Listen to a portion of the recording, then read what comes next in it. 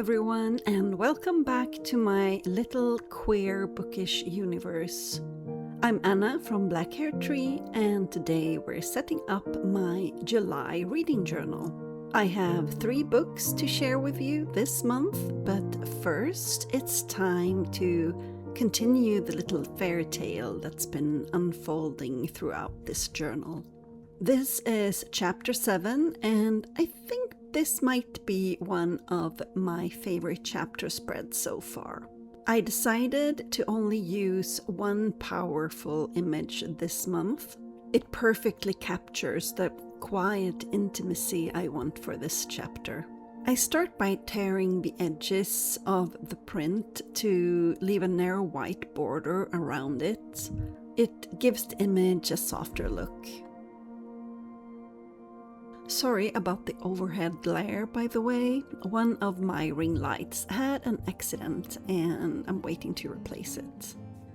The chapter is called Beneath Summer Stars, so I printed this dark navy paper with tiny golden stars. I'm using torn strips of it to frame my story excerpt, almost like the poem is floating against the night sky. I printed my story excerpt on ivory paper because I wanted it to feel like a page from an old fairy tale, and this month I'm letting the writing become a much bigger part of the design than usual.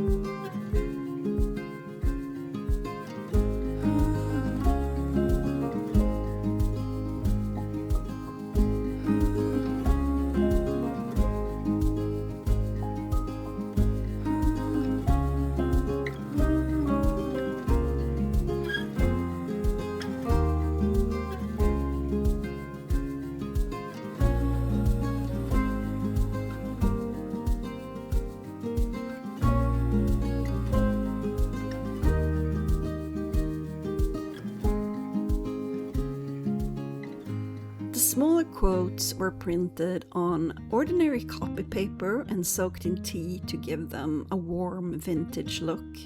It makes them stand out from the main excerpt. This has become one of my favorite rub-on sets. The botanical elements fit so well. This ivy vine will be a perfect anchor for the spread.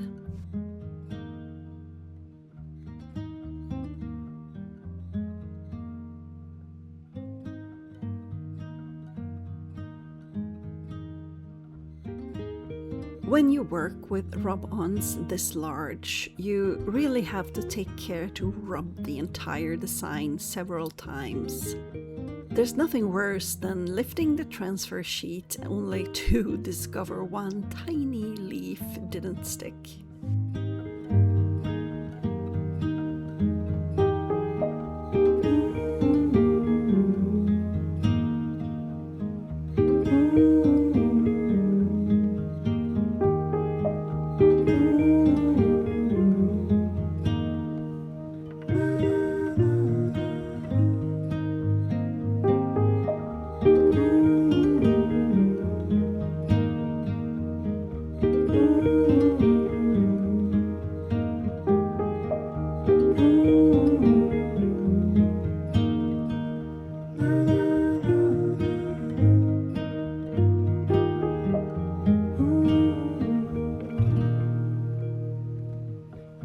I wanted to add this little compass rose, but since the background paper is so dark, I applied it onto a piece of vintage paper first, then I cut it out and glue it in.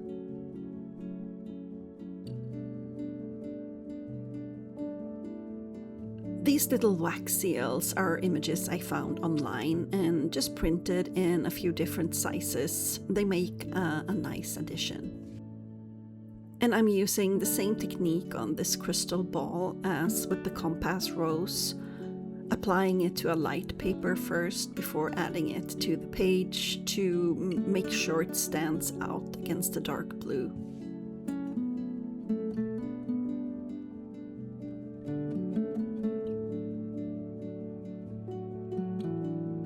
Gold gel pens are a frustration of mine because they never have a constant even flow of ink.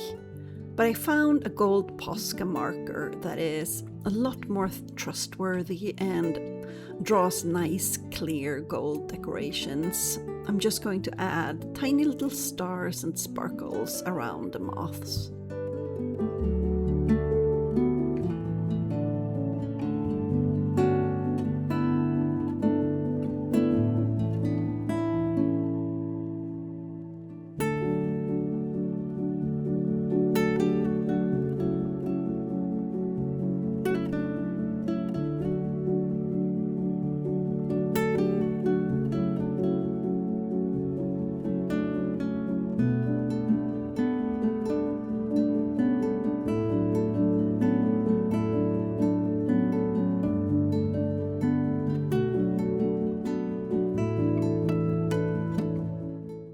That's the finished chapter spread.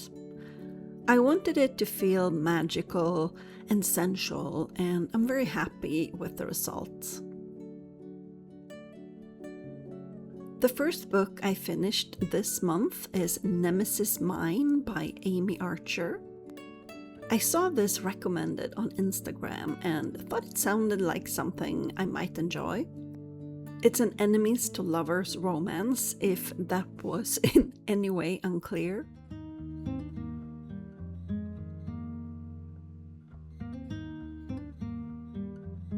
For the title, I'm starting with a light yellow marker as a base, then shading with a darker yellow to give the letters a little more depth. Plants and growing things play an important role in the story, so I wanted the decorations to reflect that. Just like with the perfect pixie spread last month, I'm adding lots of vines and branches.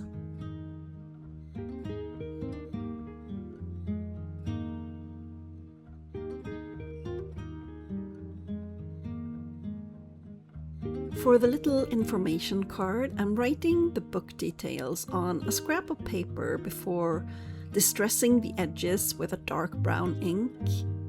When you do this, you want to place a paper beneath it, and it's important you apply from the outside and in to avoid sharp imprints from the applicator. This book has two beautiful covers. I decided to go with this more classical one for the miniature.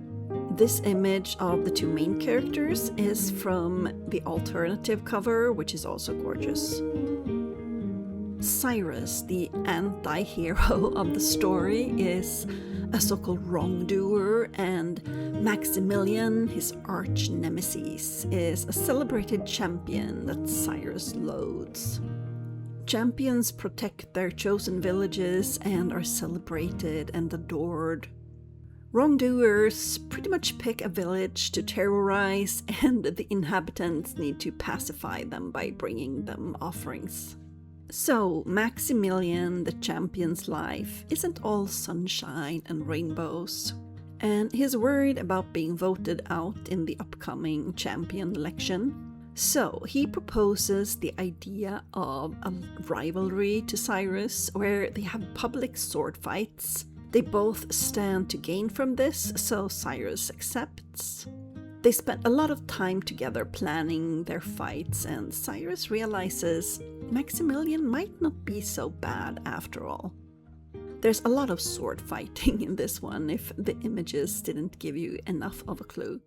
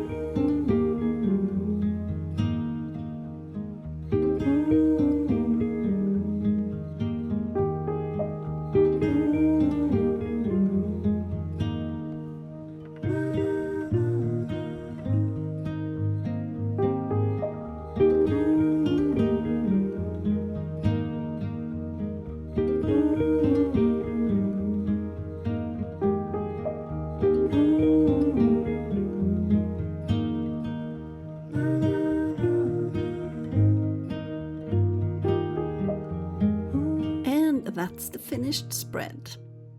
I gave Nemesis Mine 3 stars. I enjoyed the world building and Cyrus's charming evil ways, but it didn't completely blow me away. We are moving on to Across the Living Infinite by Logan Sage Adams. It is a queer romance set aboard the Titanic. The moment I saw that sentence, I teleported over to Audible to buy it. It's such an original idea. I've never come across an romance set aboard the Titanic before. I love historical romance and I love the Titanic movie, of course.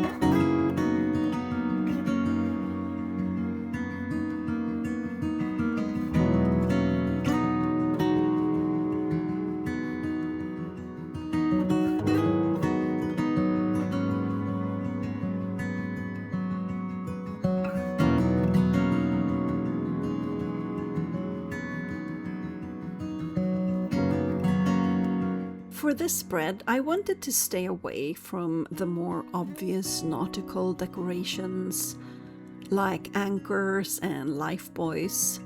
Instead, I focus on elegant gold details and tulips, which have a special significance throughout the story. The novel follows Cassian, a wealthy first-class passenger, and James, a steward working aboard the Titanic. As the voyage unfolds, the two are drawn together despite the enormous difference in their social status, all while the reader knows exactly where this journey is heading. I texted my siblings and said I'm listening to a book set aboard the Titanic and the ship just hit an iceberg, and asked if everything was going to be all right. They promised me it would be, but they lied.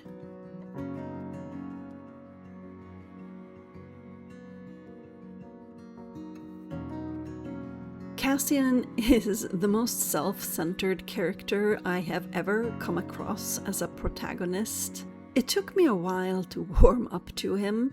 He does have his heart in the right place, and it gave the relationship a dom-sub dynamic. I also thought the historical setting was wonderfully done.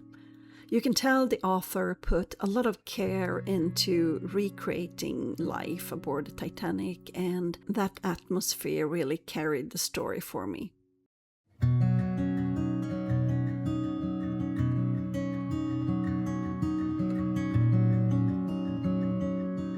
With the spread finished, I'm giving Across the Living Infinite 3.5 stars, and it is my top read this month. That extra half star comes from the originality of the premise. The last book I read this month is Edge of Mercy by Allie Therin, the final book in her Sugar and Vice trilogy.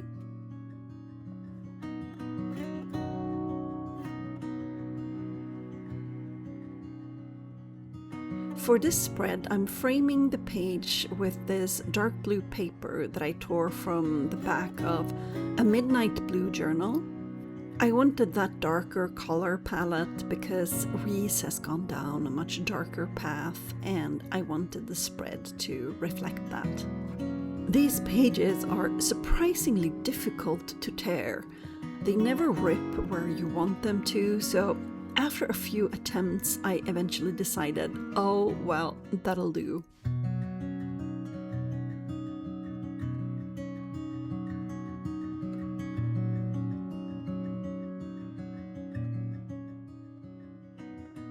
I'd been looking forward to this one, but when it finally came out, I had some trouble mustering the energy to take it on.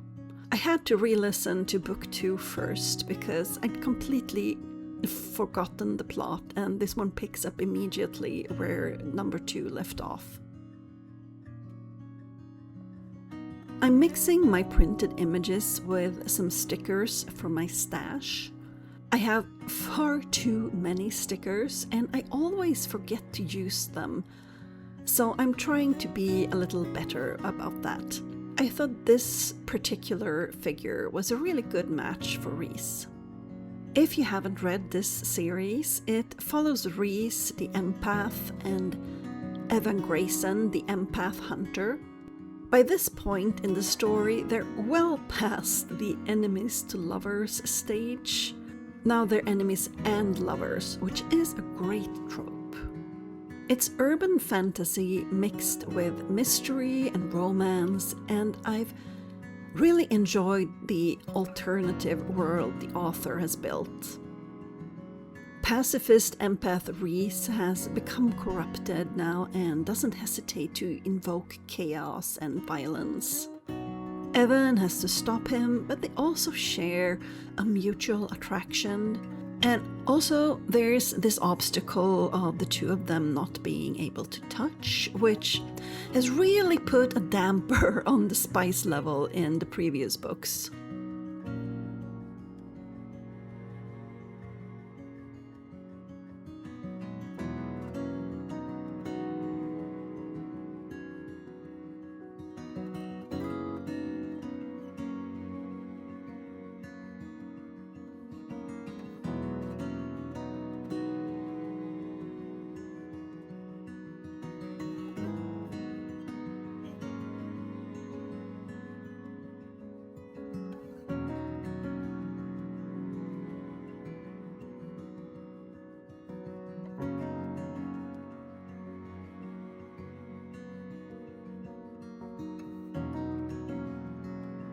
I have a brand new rub-on set that I've been dying to use, and this seemed like the perfect opportunity.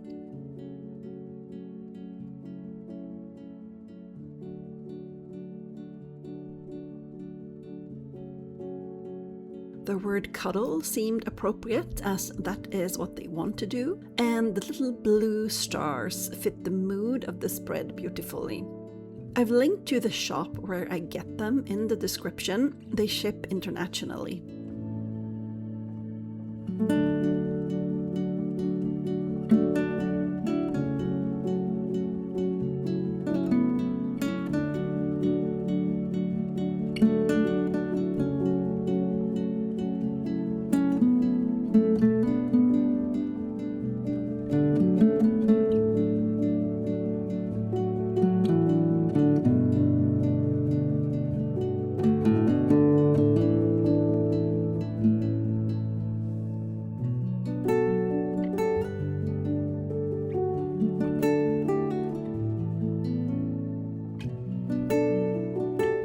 That's everything I have from July.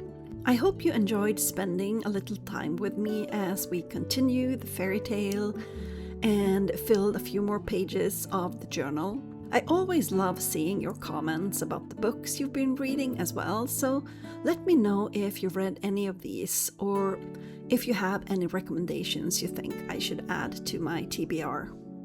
Next month, the story takes a much darker turn as we move into chapter 8, where the kingdoms are on the brink of war. I'm really excited to share that spread with you because it's quite different from the peaceful summer night we created today. Thank you so much for watching. If you enjoyed the video, don't forget to like and subscribe if you'd like to see more reading journal, inspiration, and book reviews. Until next time, happy reading, and I'll see you in the next one. Bye!